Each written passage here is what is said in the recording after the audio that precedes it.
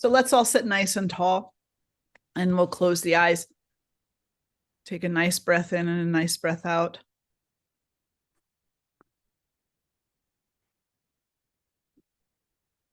And either drawing the hands together in front of the heart or resting them in the lap. And just allowing yourself to set an intention for your moment, for this hour, for this day, for this life. And let that intention be something to do with Dharma, the discovery, the exploration, and the following, the pursuit of Dharma. Dharma being your duty in this life. And we'll chant the invocatory mantras, beginning with Om. Take a breath in. Om. Shri Guru Bhyo Namaha. Hari Om.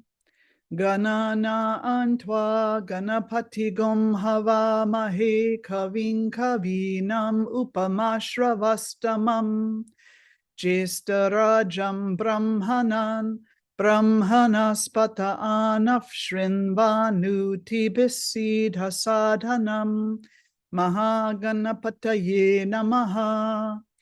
Prano Devi Saraswati Vajebhir Vajinivati Dhinama Vitriyavatu Ano Divo Brahataf Parvata Saraswati Ajata Gantu Yagnyam Havan Devi Jujushana Gritachi Shagman Novacha Mushati Shrinotu Vagdevyai Namaha.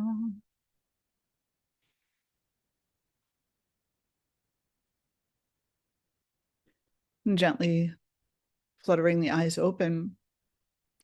And as always, the invocatory mantras, the first one, Shri Guru Bhyo Namaha, invoking and just remembering the teacher, and the teacher is divinity itself. The teacher is Om. The teacher is Hari, the light, the goodness.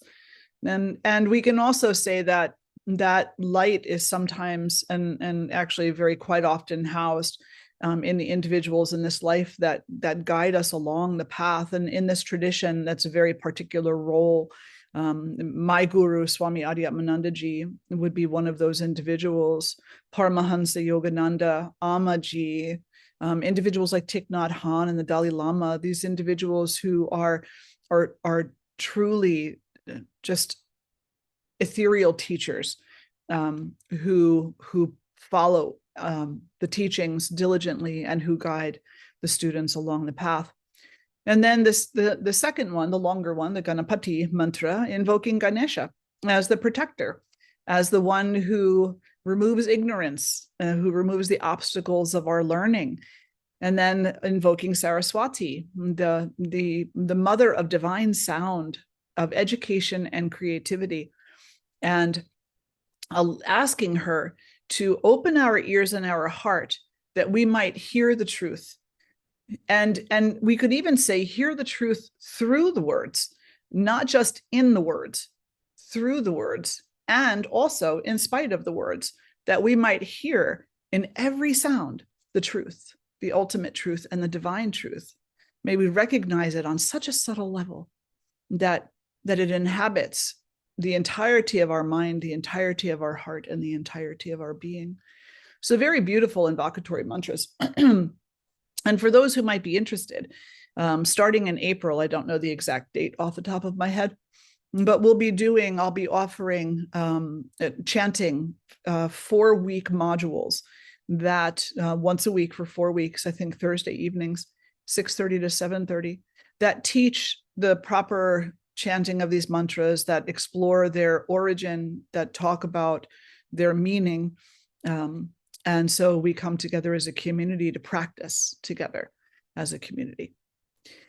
So today we are on chapter 9 of the Bhagavad Gita, of this beautiful conversation between Arjuna and Krishna. And again, as with every single other chapter, this chapter is so full of wisdom that really, if we just read this one chapter with a full heart, with a pure heart, and with an absolute intention, then what we will end up finding is that it has every answer we need.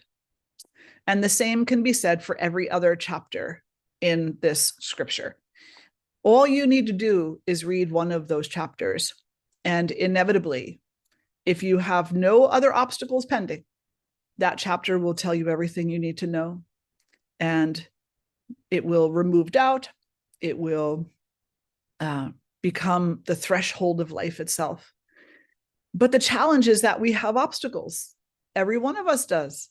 And those obstacles cause us to only hear every other word, and then to apply a personalized definition and a justification and an excuse and a worry and a longing and so many other human tendencies to everything we hear.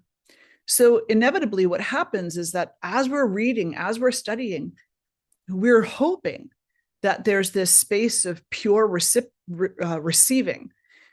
But what actually ends up happening is that that pure receiving becomes burdened by expectations and by doubts that we have. So what we actually end up receiving sometimes is less what is actually intended in the scripture and more what we have conditioned ourselves to believe we are worthy of. It's very important to remember that, so that we continually work to clear away those obstacles, so that we hear more consciously, we absorb more consciously the grace of what is actually in this and every other chapter and every other scripture. Chapter 9 is often called Raja Vidya. Raja Vidya, Raja meaning royal and Vidya meaning knowledge. So this chapter is associated with a very special kind of knowledge, not just your day-to-day run-of-the-mill information, but a very special kind of knowledge that requires moving beyond knowing, like I read the book and I know it, beyond even remembering, because we can tell ourselves, yeah, I remember that about myself, and it might not in fact be true. So we want to move beyond knowing and remembering and into what we can only call in our very limited language feeling that divinity is in every single experience, that divinity is in every cell of our being, that divinity is in every cell of every other being's being, that divinity is everywhere in everything. We want to feel that inside. And it's difficult to explain what that is, but it's something that the mind doesn't have power over. You know, I guess we could call it a gut feeling. We could call it an innermost truth. And we've each and every one of us experienced this at some point in our life with regard to something, when truth stared us in the face and we could no longer deny it, because in our heart of hearts, we knew it to be true. And then the mind comes forward, the ego comes forward, and it says, I can color that a little differently. I can make that look a little different, seem a little different. I can change it up a little bit. But in fact, we don't want to change it up. We don't want to color it. We want to receive the absolute raw grace, the truth of these teachings, the truth of our own being, the truth of divinity itself. So this royal knowledge, this royal wisdom, this Raja Vidya is moving beyond the idea that I know the stuff, moving beyond the idea that I've remembered something about myself, and into the essence of experience itself. Very difficult to understand and explain, even though we can get parts of it for sure. The chapter is also called Raja Guhyam, Raja Guhyam. And so Raja again means royal, and Guhyam means secret, or what is hidden. And so it's called the royal secret because it's difficult to experience this truth, absolutely difficult to experience it, unless we fine-tune our mind and our intellect and open up our heart completely to the potential. Initially, when we open up our heart, we're not opening up our heart because we already know. We're opening up our heart because we hope to know. And so that first step is so absolutely important. We open up our heart because we hope to know. We hope we can overcome our fear. We hope we can be better people, more united. We hope we can embody the romantic vision that we've created in our mind about what unity has the potential to be. We hope for these things. And so we take this first step on the path almost blindly, because in that moment, we're usually feeling pretty broken. They say that an individual who is broken steps on the path of yoga. An individual who thinks they're healed steps off it because they don't feel they need it. So it's the first thing we pick up when we've been traumatized in some way, shape, or form. And it's the first thing we drop when we think we got the answer. So that first step that we take is actually into the dark. It's into a place of not being sure of anything, but just kind of grabbing on to the nearest life vest anyway and praying for a great outcome, you know? And the beautiful thing about this is, of course, this secret is divine. This, what is hidden, is divine. And so, of course, it's going to be an amazing outcome if, in fact, you do the work of tuning in your mind, refining your intellect, opening up your heart, removing or reconciling whatever obstacles you have built against your own inner wisdom, and also reconciling yourself to whatever expectations you have had along the way about the way things should be, so learning can be easier. And what I mean by that is, and I don't mean to oversimplify this, but we oftentimes make a lot of excuses. You know, we really do. We say, well, I don't have the money to go to school. There's always some kind of education that's accessible to us. It may not be a big university, but there's always something that is available to us for the learning.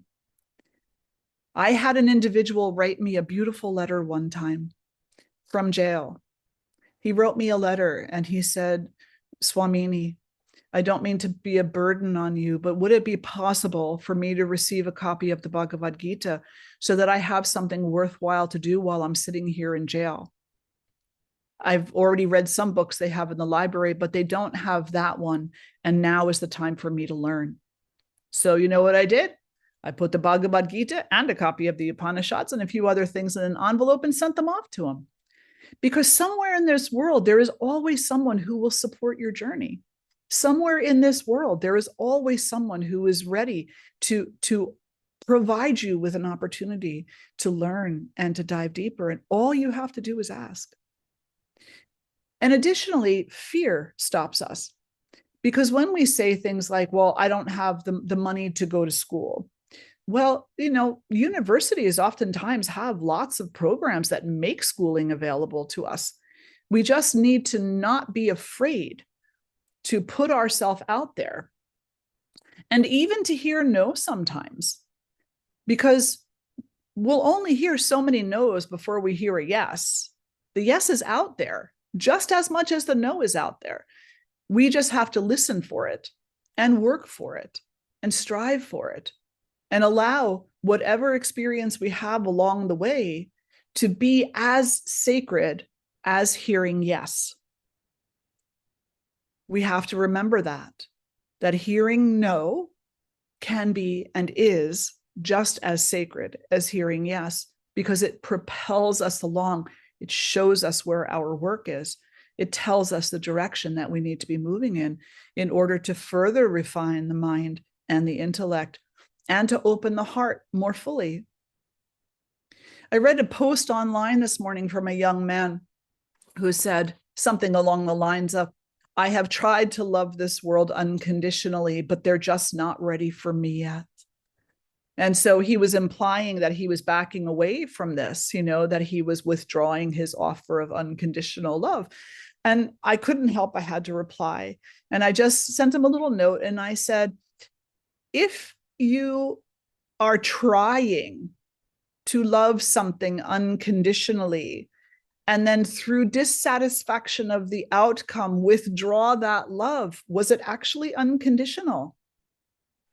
Or perhaps you have not yet learned how to open up your heart, because unconditional means zero condition. It means I love you. You hate me if you want to, I don't really mind, but I love you anyway. Throw my love away, it's fine. Put it on a pedestal, I prefer you don't. But whatever you do with it, not my business. Not my business. So here, that's like a really important lesson for us to learn, is to say, whatever comes, whatever may be, is part of this path. And so every moment I'll treat it as it's sacred. Every moment I will remind myself that the grace that is hidden within my own ignorance can be accessible. But first I need to move beyond the tendency of closing down my own heart and corrupting my own mind and intellect. And once I do, that secret will be revealed fully to me, fully. What is the secret? What is it? Is it magical power? Is it the ability to levitate, know the future, understand the past? All of these things are called siddhis, right? And there is a place for them somewhere along the way for some people, but no, they're not the secret. They're actually distractions. So when we start to think that we're all powerful, when we start to think that we have somewhere along the way, acquired the ability to read other people's minds, and we become really infatuated with that, we're losing ground. We need to just accept it for what it is, move it off to the side, be grateful, whatever. If you're going to use it for the greater good, and keep your mind on the actual secret, the actual hidden mystery or grace. And that in and of itself is self-knowledge. Self-knowledge is the secret. Self-knowledge is what is hidden underneath the layers and layers and layers of being lost, or what we call ignorance. Self-knowledge. And that's the capital S self, not the little s self. The capital S self. To know thyself without doubt. To know thyself without unhealthy ego. To know thyself. To understand.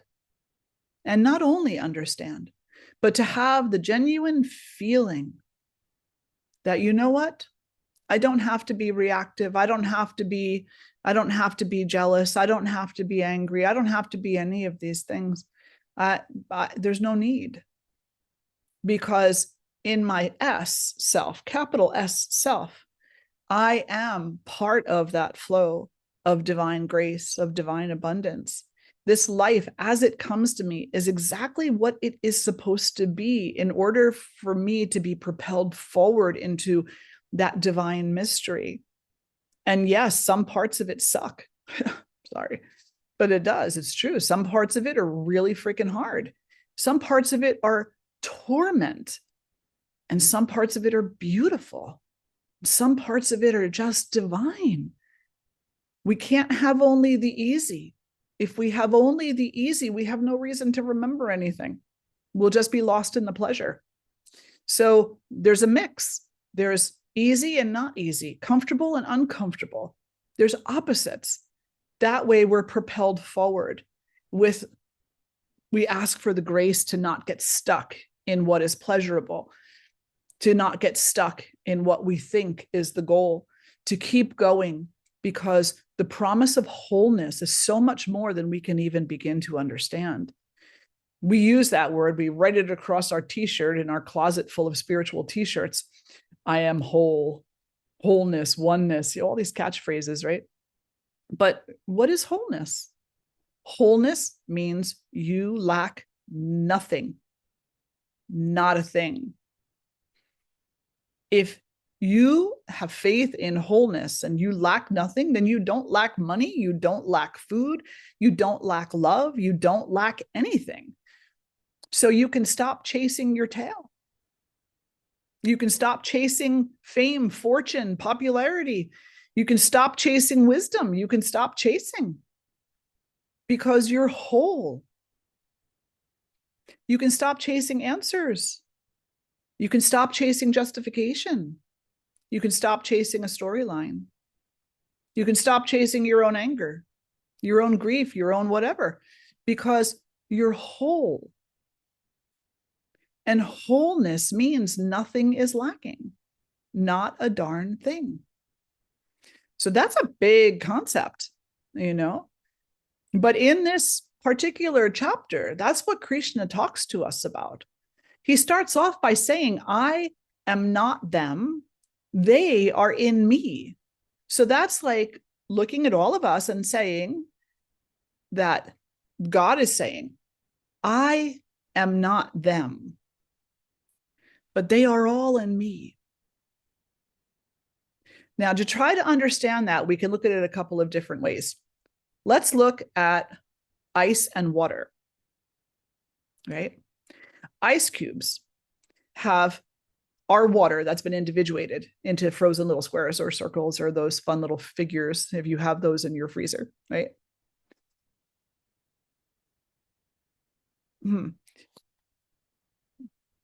Each one of those ice cubes is individuated, and we could give each one a name.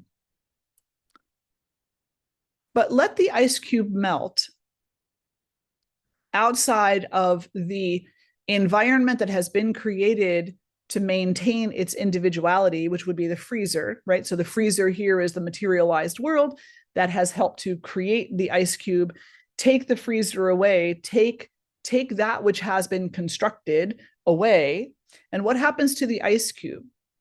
It melts right back into its source water. So each of us are like an ice cube existing in a freezer that maintains the story of the ice cube, but take that construct away, and what are we left with? We're left with the truth of the essence of ourself, that we are actually in that sea of consciousness, and that sea of consciousness is truly the essence of our being, not our constructed story. So there's a couple of examples that are given by many teachers throughout time of how to understand this. And the first is to say Bhagavan, which is another word for God. Bhagavan is not in articles or beings or circumstances or anything. So when I pick up my crystal or my japa or a statue, Bhagavan is not in those things. Those things are in Bhagavan. So my japa is in Bhagavan. The murti is in Bhagavan. The experience I find myself is moving in Bhagavan. It's my mind that tells me otherwise. It's my mind that says, well, you know, when I'm with my BFFs, of course we're in Bhagavan. It's totally. But when someone comes along that I have a disturbed relationship with, somehow that's not in Bhagavan. That's not wholeness and that's not unity. That's separation and limitation. So understand that everything is in Bhagavan. Another way that it's often talked about is existence is not dependent upon articles and beings and circumstances. Existence itself is not dependent on any of these things. Existence as sacred consciousness. Because in fact, articles and individuals and circumstances, they are actually dependent upon that existence. They're dependent upon the source. The source is not dependent upon them. The source is the source, period. And then also we could say that awareness, the sacred awareness that each and every one of us carry within ourselves, that's not dependent on our thoughts. That's not dependent on our mental ideas. No, our mental ideas, our thoughts are all dependent upon that awareness. So when Krishna says in this chapter, the beginning of this chapter, I am not them, but they are in me. That's what he is saying. He is also saying that happiness, peace, joy is not in us as an article, but that we are actually in this moment basking in the radiance of joy and happiness. We just don't know it most of the time. We just don't know it because we're looking in another direction. If the sun is shining here and the rain cloud is here and we're looking at the rain cloud, we're not paying attention to the sun. So in similar light, the light of truth, which is peace and joy, is here, but my ego is over here and I'm talking to my ego. I'm ignoring the radiance of the truth. So really important for us to at least start to think about that. What am I pointing myself toward? What am I thinking about? What am I directing myself to? What am I investing in? When we start thinking about this, it actually is very humbling. It's very humbling because it requires us to step away from the unhealthy aspect of the ego that wants to be all important. And it requires us to stop for a moment, making up these stories, telling ourselves over and over again how to self-validate, how to self-justify, and instead to say, nope, you know what? I'm just going to be with this. I'm just going to be with this and just see where it goes, where it leads me. Does that make sense? Yes? No? Maybe? Yeah. So Krishna goes on in this chapter, and he says the primary challenge that we have is a consequence of nature, and actually 3 consequences. 1, 2, 3, and they are rajas, tamas, and sattva, and that these are actually the stumbling blocks that we face on a regular basis. Rajas, tamas, and sattva. Now, in this chapter, Krishna likens rajas, which is passion. And by passion, I don't mean, I don't just mean like loving passion that you feel when you see the person that you adore. I mean, passion like heartfelt fire, you know. He associates heartfelt fire or passion or rajas to the asuras. The asuras are demons. And he says this passion, this want of possession, this want of pleasure, this use of the intellect for wrong and harmful things, this is rajas. This is rajas. An individual who is pushed by rajas in a way that is not appropriate, because rajas is necessary for some things. That's what gets you on your yoga mat to do your practice every day. But when rajas is misused, when it's manipulated and assaulted, then we rely on violence. The human being will rely on violence, and we will become opposed to anything that is sattvic, that is of pureness, of goodness. We will become opposed to that because the ego will have a tendency, when it's not healthy, to latch on to the things that are rajasic because they're addictive. They boost up the ego. They make us feel like we're all important. We look at them and we say, well, it gives me drive. It gives me purpose. It doesn't need to give you purpose. You already have a purpose outside of rajas. In spite of rajas, you already have a purpose. And any purpose that rajas brings to you that is not in line with your dharma is actually just another distraction. And that's difficult. It's sometimes difficult to kind of walk that tightrope of knowing the difference. But the more that we look at these things that are very rajasic in our life, and the more that we attach ourselves to them, the more we very well may be driven toward violence within ourselves and denial of goodness, because goodness asks something really specific of us. Goodness tells us, it says, if you want to know me, if you want to have a relationship with me that has some level of value, you got to look in the mirror. Stop pointing your fingers at other people. Forget that, because that's the waste of your time. You can't fix anybody else.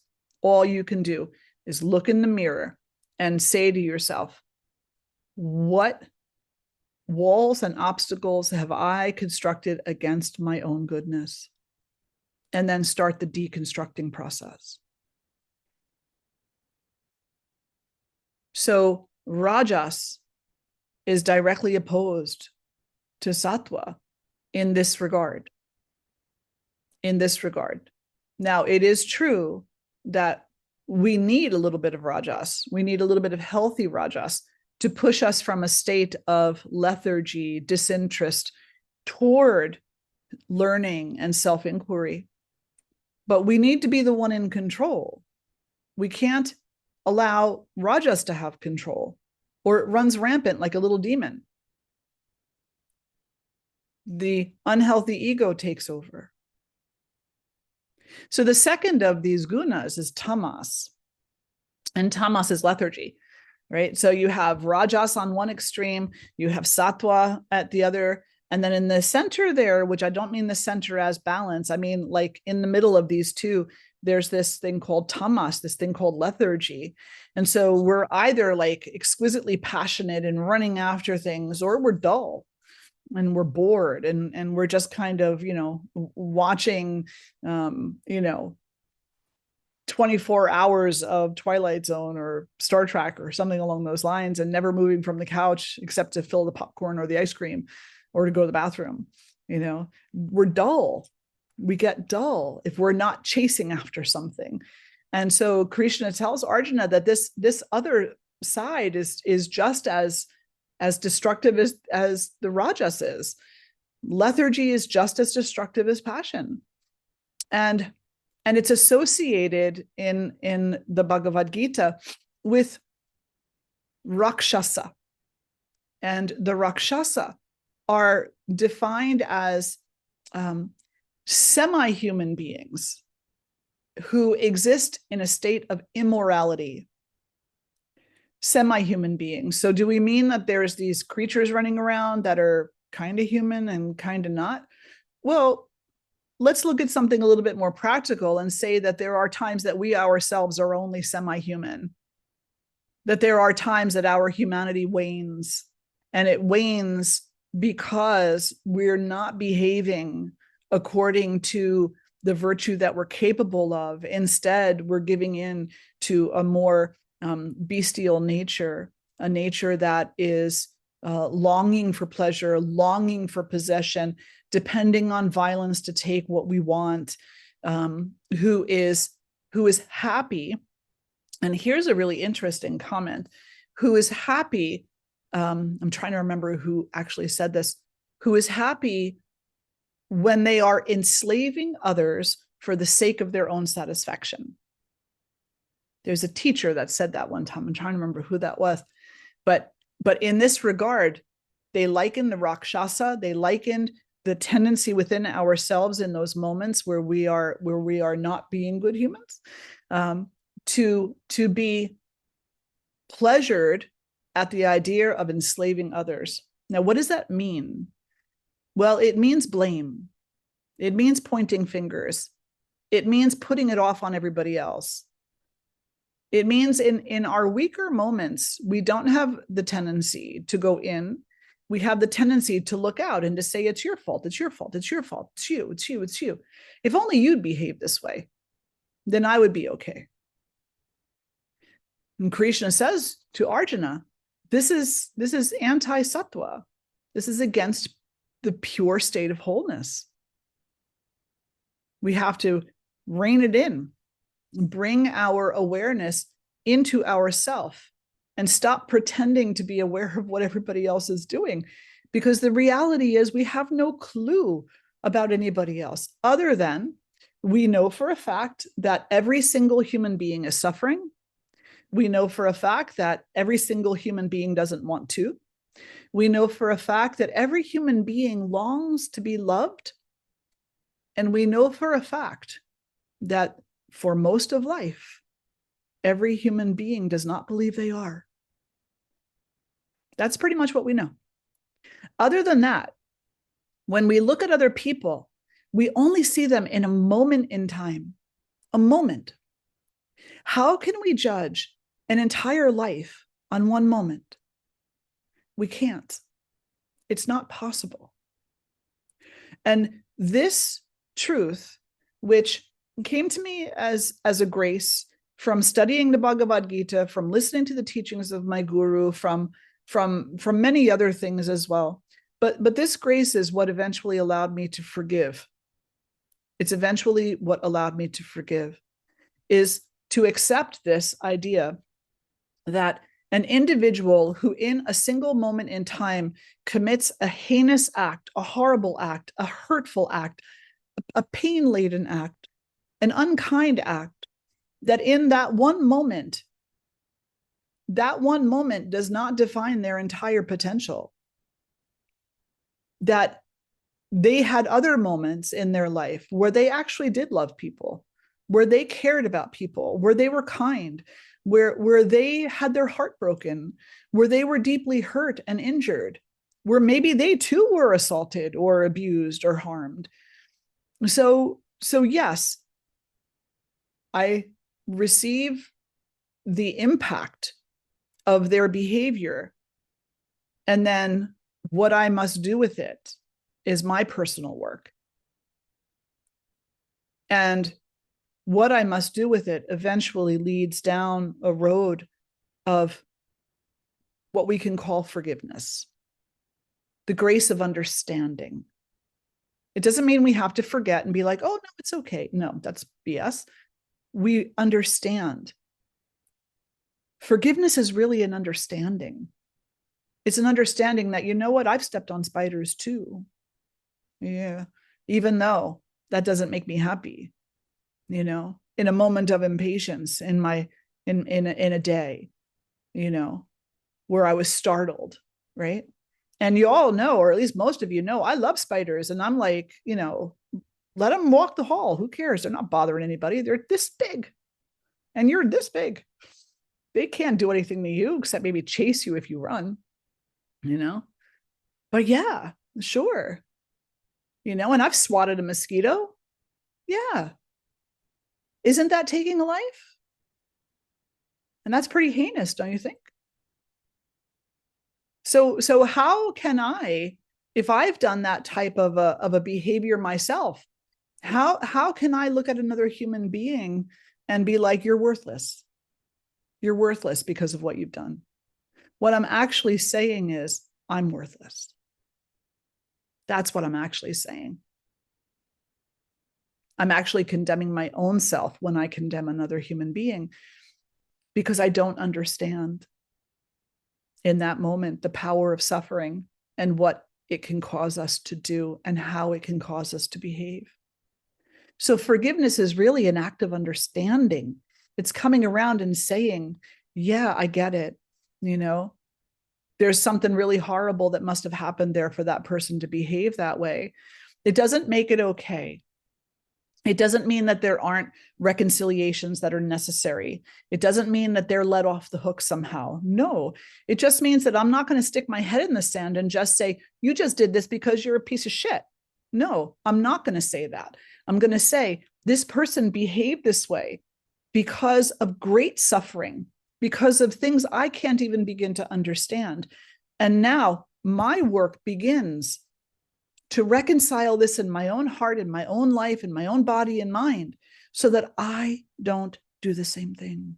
Or if I have done something horrible in the past, like stepped on a spider, that I don't do it again. Does that make some sense? Yeah. Okay. So then the third one is sattva. And sattva we translate as purity. It's peace. Sattva is wholeness and a knowing of that wholeness, a feeling of wholeness, a surrender to wholeness. Sattva is holy, sacred.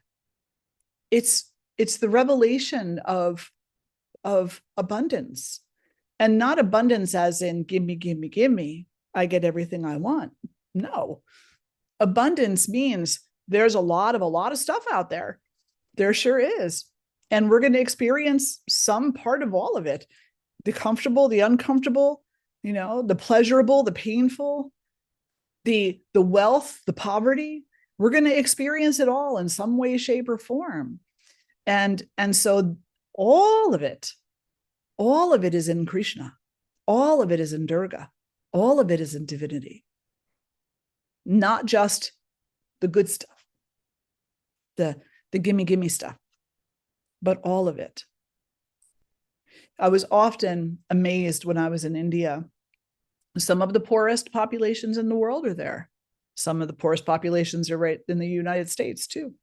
But as I walked through the villages where people literally, like, they don't even have windows. They have a curtain for a front door. Maybe they live in a lean-to. They don't have a stove or a car. They don't even have clean clothes according to like the standard of the US. Their chair is a cinder block. Their dog is a stray. Then their stray dog that comes around, gets little tiny bits of food that are left over from whatever they have. And what they have is not a refrigerator full. It's whatever they have in front of them. And we look at this, typically as Americans from a fairly wealthy country where we are generally pretty spoiled because we have a lot to choose from. We have a refrigerator full of snacks, we have a car and we can go out and get a loan to get another one if we really needed to. We look at that and we say pity. But I don't look at that and say pity, because when I look at them, you know what I see? I see generosity. I see people who truly come together and share with one another. And if you were to walk down their street, which is about 5.5 feet wide, it's not a street like what we have. There's not a lot of room there. In the villages, sometimes they'll come out and they'll welcome you, and they will offer you anything they have. They will say, I just want to sit with you. I just want to talk with you. I just want to share a meal with you. And I'll make the only rice that I have in my pantry for you. They will just give and give and give and give and give. And a kind of at the highest level of this, it's because to them, you are in Krishna. You are in Durga. You are in Kali. You are in Vishnu. You are in Christ. You are in God. You are in the divine flow, and it is their responsibility to welcome you. Because by welcoming you, they're welcoming God. Isn't that something? So, coming back to sattva, as Lord knows I can go around, can't I? Coming back to sattva. Sattva is associated with the devatas, with divinity itself, because it represents holiness, pureness, wholeness, and peacefulness. So rajas are the demons, tamas are the rakshasas, the semi-human beings, and the sattva is the devata, is the purity. So a couple of things that in this conversation between Krishna and Arjuna,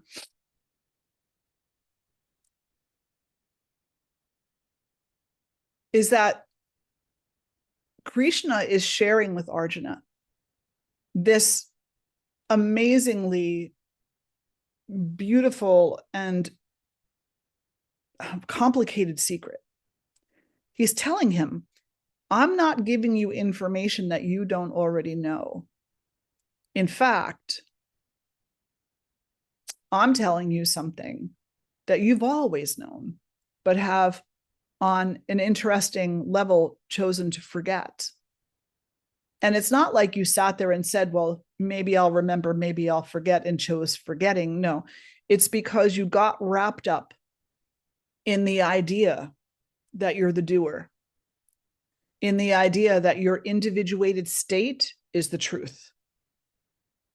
You've gotten wrapped up in the idea that you actually are the author of all of this. And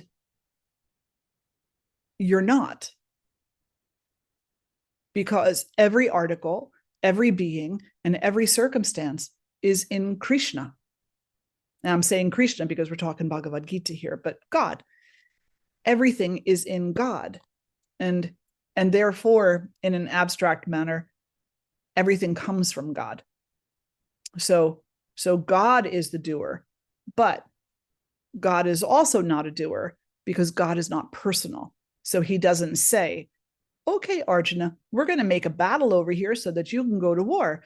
And okay, Gita, we're going to have a flower bed over here so that you can go smell the flowers because you should smell flowers and Arjuna should go to war. No, God is impersonal and God doesn't make decisions like that.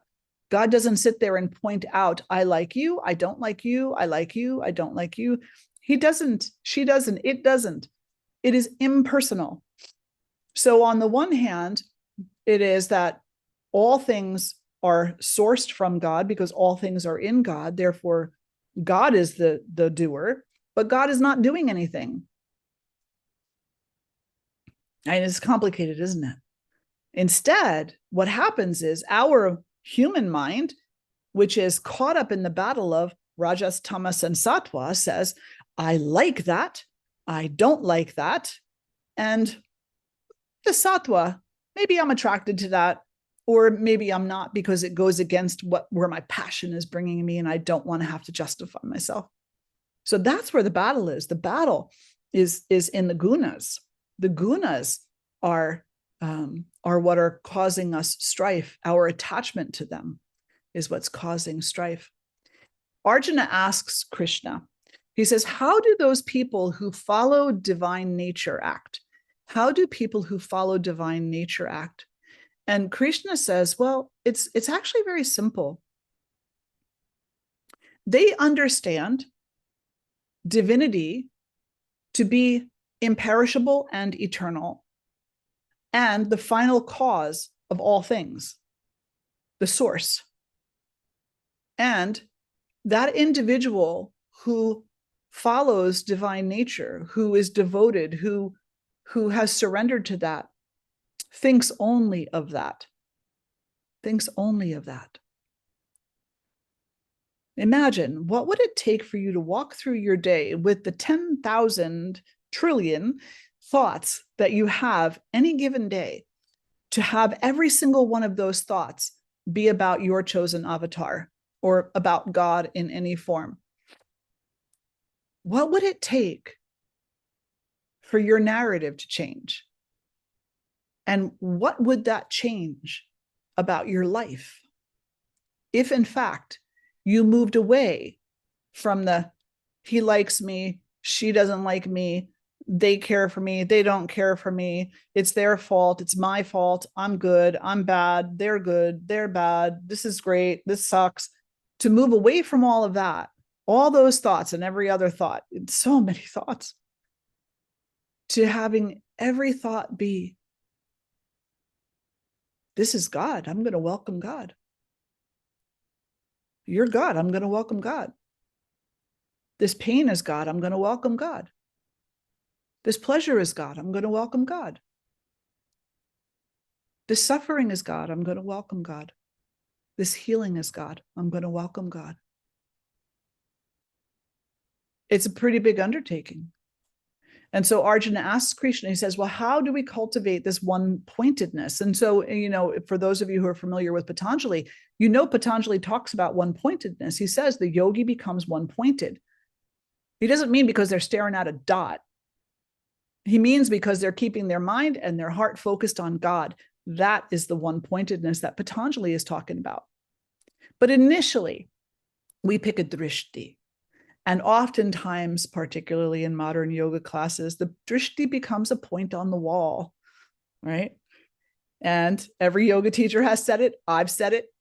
Choose a drishti. Choose something on the wall, part of the picture. Keep yourself pointed there, right?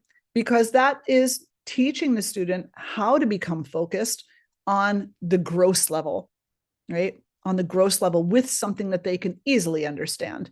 Oh, okay, well, if I focus on the point on the wall, then maybe I won't fall out of my tree pose. But ultimately, what the teacher is teaching is the student how to become one-pointed on divinity, so that that point that we stay focused on allows us to stay strong in our tree pose, no matter what we're facing. And tree pose here is life. To stay focused in life, no matter what we're facing. And so Krishna tells Arjuna the answer to cultivating single-mindedness or one-pointed focus and devotion to divinity is to work to understand your true nature and to stop associating yourself with rajas and tamas, and eventually even with sattva. To see divinity as the imperishable, the eternal, the source of all that is, and to develop faith in that, shraddha, sincere faith, to develop faith in that. And he said, and the more that a person develops or cultivates shraddha, faith, sincerity, the more they become a Mahatma. Mahatma is a great soul.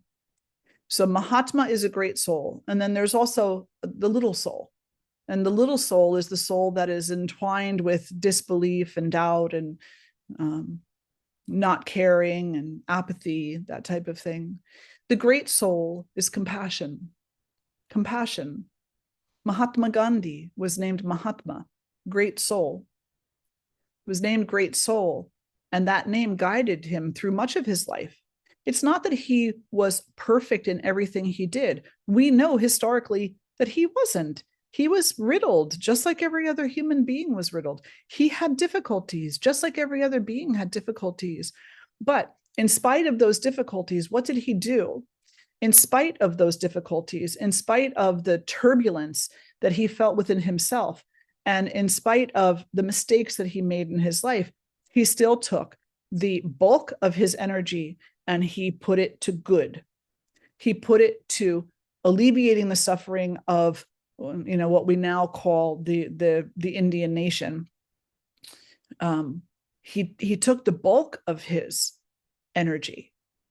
And while he was still fighting the psychological war of the gunas, he understood the importance of doing good in this life. And so he did good where he could. Yeah. But what do you hear in today's world? You hear, oh, well, Gandhi hit his wife. Yeah, he did. He did.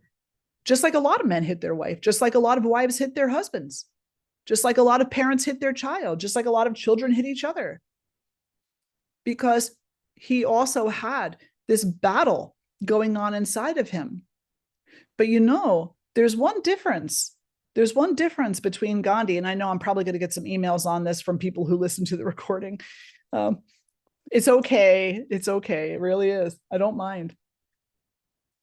And maybe this will explain why.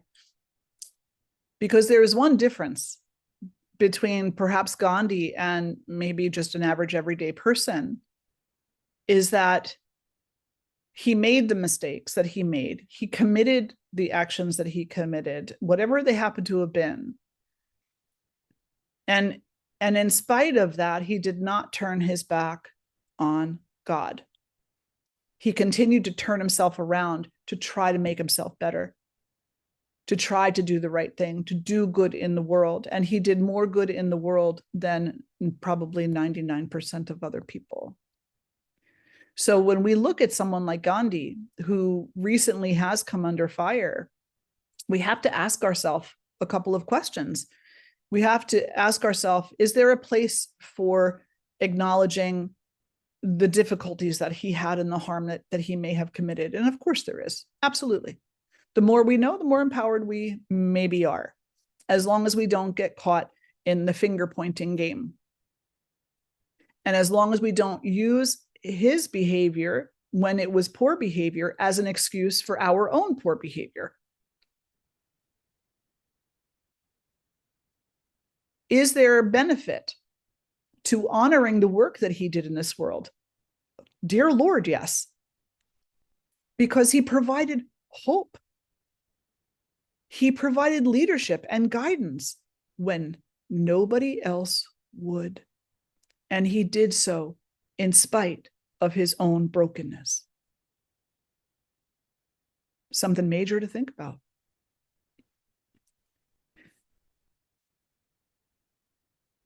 So, coming back to the scripture.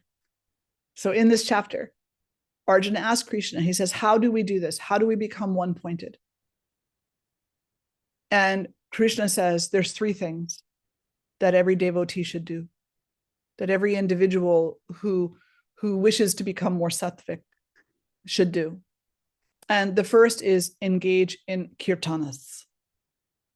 So kirtanas is listening to and chanting, if you know how, the beautiful scriptures over and over and over again. And by doing so, actually living through the divine experience of the life of the Devata. When we chant the Hanuman Chalisa, when we chant the Om Namah Shivaya, when we chant the Durga Suktam, when we chant the Ganapati invocation at the beginning, we're actually chanting into the life, the experience, the essence of that divinity. And by doing so, we're putting our focus there. So engage in kirtanas and do so often. Take a course in chanting and then chant a lot. Take part in namaskara. Namaskara. To take part in namaskara means to take part in the glory of divinity by honoring the glory. Because what is namaskar? Namaskar is an aspect of namaste. Namaste is a derivative of namas or namaha, and namaha is the name. So see the glory in the name, and not just the one that you have chosen for yourself, but every name which is representative of the one. And then the third thing is jnana yagna. Jnana is knowledge. Yagna is oftentimes translated as the ritual. So utilize the ritual to know the glory of divinity. Yagna is also your life. See your life and every moment of it as an opportunity to witness the beauty of divinity, the sacredness, not only in the good times, but in the uncomfortable ones too. You know, when I teach on the goddess Akhilandeshwari, she is the goddess who is never not broken. One of the things that the students always walk away from that retreat mind blown over is this idea that the goddess Akhilandeshwari teaches us that one of the absolutely sacred things about brokenness is that it shows us without doubt the sacredness of healing. Without brokenness, you won't know how sacred the experience of healing is. So treat them both with love and joy and gratitude, and understand that both of them are in Krishna. One is not bad and the other better. They're both the same. So live as a witness to what is sacred. Those are the three practices for every student, according to this chapter of the Bhagavad Gita. So I'll stop there because I could keep going. There's a lot in this chapter, just like there's a lot in every chapter. And I will ask you if there are any questions or reflections from anybody.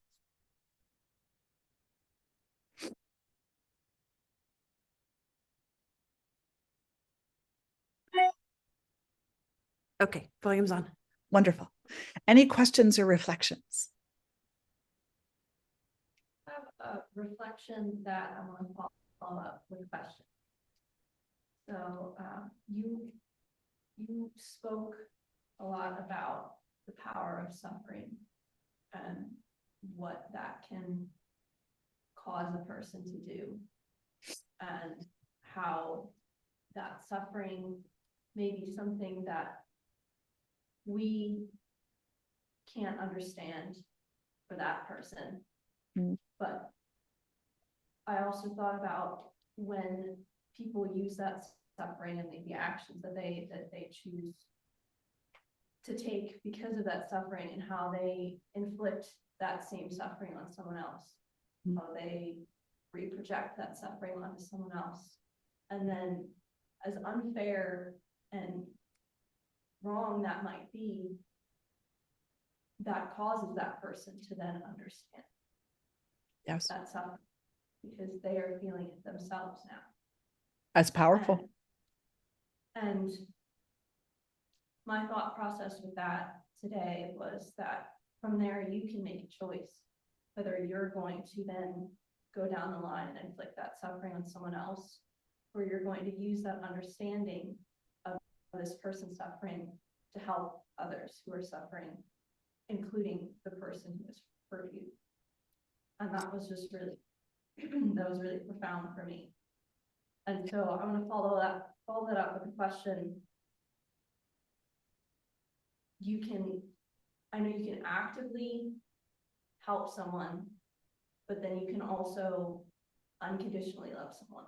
And when it comes to unconditionally loving someone, you can be active in that, but you can also do that from a safe distance from the person who hurt you. But my question is, when you are unconditionally loving someone who has wronged you deeply, and you feel pain when you're doing that, does that make it not conditional? Does that make it conditional love? That's Is a great. there pain associated with unconditional love? Sure. And that's a great question. And it was a beautiful reflection, Savannah. So thank you so much for that. Yes. So first of all, let's just say, instead of saying, I am going to unconditionally love this person, let's change that language a little bit and say, I hope, I'm longing to, I am compelled, I'm feeling called to explore unconditional love for this person. Because unconditional love is a really big, it's a big love, right? And if it's unconditional, then it means that we're not putting condition on it, including the pain we feel as a result of it. So if the unconditional love includes that pain, so be it. And if the unconditional love includes tears and difficulty breathing and whatever, it's there. And so we accept it. And what we're accepting, it's a really big statement that you've made, and it's absolutely beautiful. What we're saying is that I'm feeling this pain, but I'm not blaming you for it. I'm recognizing that this pain is an impression and an echo of a story that I have not yet let go of. But I'm not going to blame you for that. I recognize that let's just say at a moment in time in 1974, there was a behavior, and that behavior was violent, and that violence impacted me. And I did not have the wherewithal to know what to do with that. And so I carried it forward with me. And I allowed it, or I didn't know how not to allow it.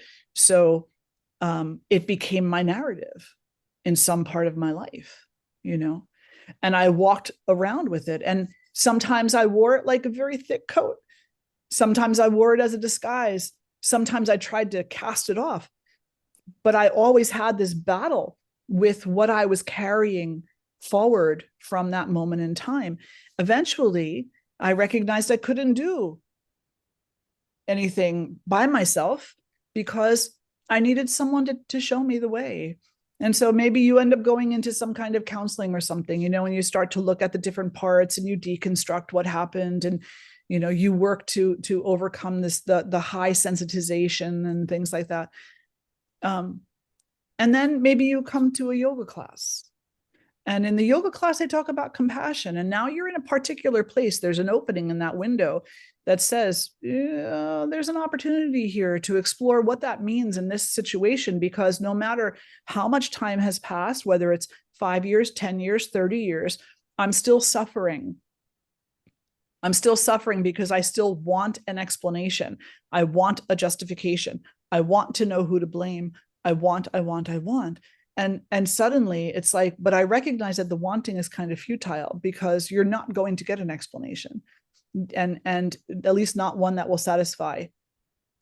So let me explore compassion instead, because compassion seems to be a way of saying, done with this. That's not really compassion though, is it?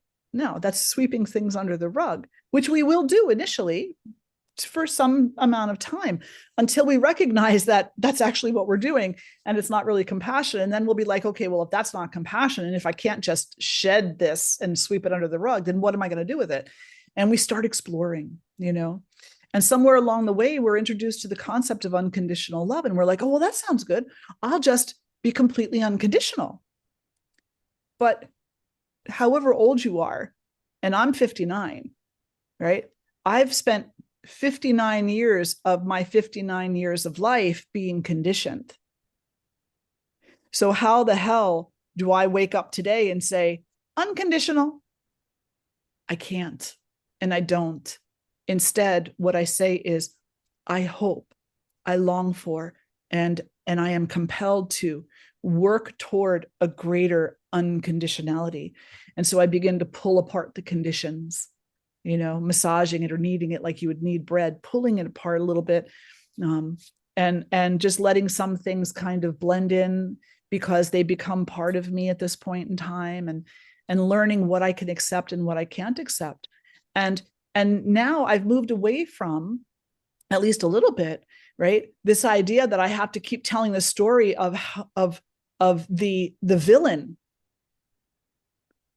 And instead, I'm starting a new narrative.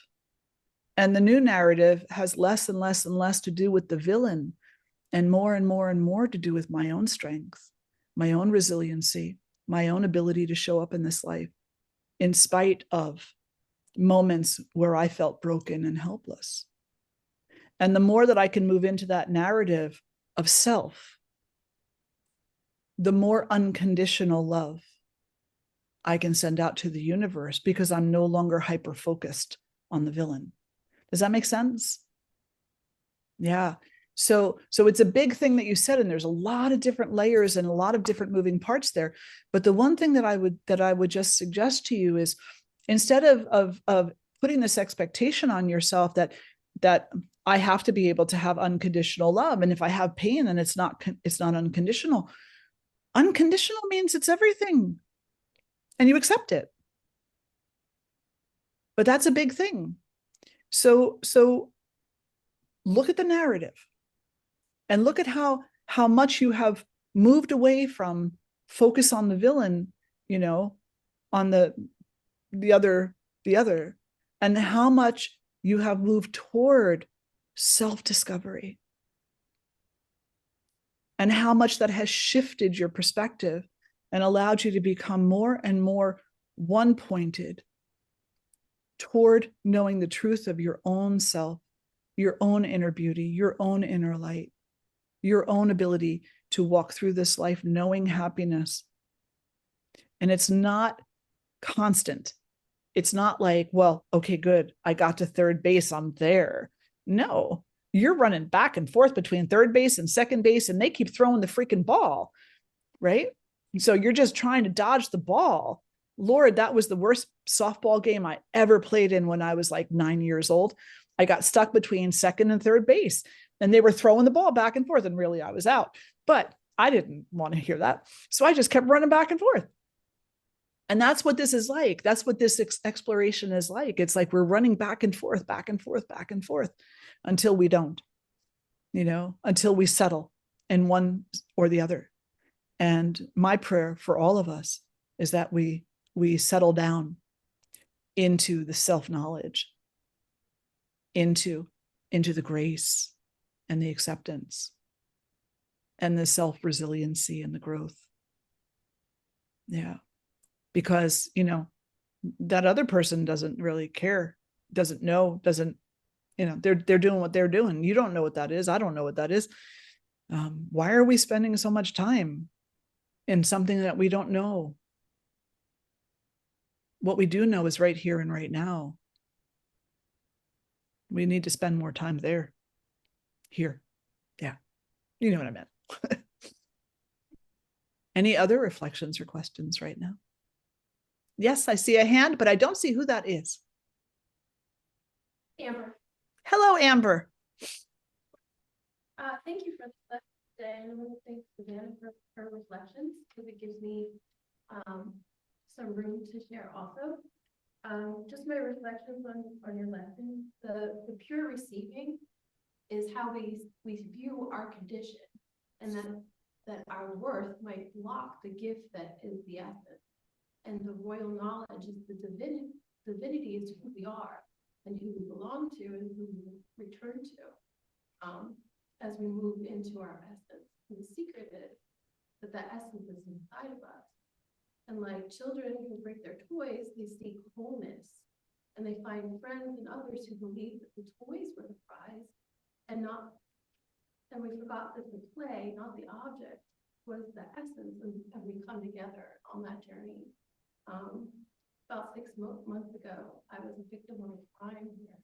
My fingers were broken, and it brought me here, and I've been here every Sunday since. And I see now that the person who hurt me is also a victim of how he subscribes to what masculinity is. And I choose not to imbue myself and carry a hatred that only I will carry. And I hope that you find healing as well. That's so powerful, Amber. Thank you so much for sharing. My heart is with you, and my heart is with you, Savannah, and all of you who have been through situations in your life where you've been harmed by somebody. It is the hardest thing in the world to move through, is to be assaulted. And in the other breath, in the other moment of it, as we are moving through it, it can reinvigorate within us the understanding of the importance of nurturing the compassionate within us, to invigorate the non-violence, the non-harmfulness. It's very easy to walk through the world today and just be like everybody else. So many people in the world who just long for something to complain about, long for someone to blame, use violence in their words and their thoughts and their actions. And it's so easy. It's so freaking easy for us to just fall into that, because that's the current. But when we are harmed, whether it's, something like someone says something mean to us, or they actually put their hands on us and hurt us physically, it can really be a reminder that we need to go against that current. We need to be moving strongly and dynamically and intentionally in the opposite direction. Because otherwise, all we're doing is contributing to the creation of a living hell. And I know not one person in this room wants that for themselves or for any other being. If we didn't have these situations, and this is my opinion, and I'm speaking about this from my own experience and my own place of being. If I didn't experience the violence that I experienced early in my life, I would not be the person that I am today. If I was not harmed in such an atrocious way, and if I was not broken in my own mind to the point of no recovery, I did not believe I could recover, I would not feel so profoundly strong about what I need to do in my life, what we all can come together and do to make a difference in this world. It really played a role for me. And that's the truth about everything. Everything molds us that we experience, but how it molds us, we do have some say over. It'll mold us to believe we're broken, but it doesn't have to, because we can decide to allow it to mold us into knowing how strong we are, how courageous we are, and how resilient we are, and how we can stand up and start walking in the other direction. You don't want to live in a world of violence? Don't contribute to it. Thank you all for being here today. And thank you for sharing. I hold such a space in my heart for you and for the pain that any of you have gone through in this life. And again, my wish for each and every one of you is that you know you're healing, you know your wholeness, and that you continue with the self-inquiry, because it will serve you well. It really will. So let's sit tall and we'll close the eyes. Take a breath in and a breath out. And draw the hands together in front of the heart. And together we'll chant one Om. Om.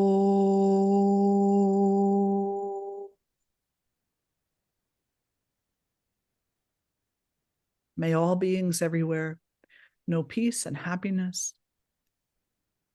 May we all know our oneness. Om Shanti, Shanti, Shanti. Thank you all so much for being here today. So good to see each and every one of you. I'll be home Wednesday night, so I will see you in person next Sunday, and I'm really looking forward to that. Enjoy the rest of your day.